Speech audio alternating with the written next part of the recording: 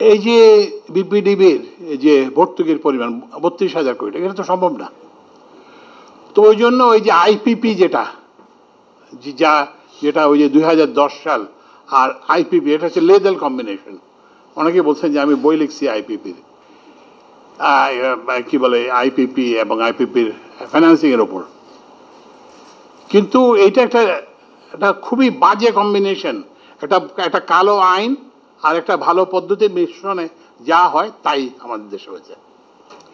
তো ওই জন্য আমরা যেটা করছি এখন বলছি যে আমরা আর কোনো এই যে আইপিপি, এটা একটা আউটডেটেড পদ্ধতি, এটা 90 সালের দিকে হতো, এখন আর হয় না।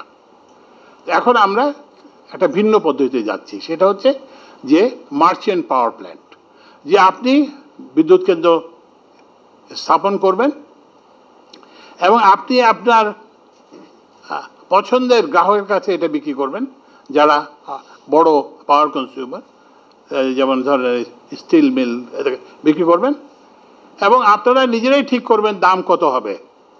বিআরসি শুধু জানাতে হবে, কিন্তু আপনারা নিজেরাই ঠিক করবেন দাম কত হবে।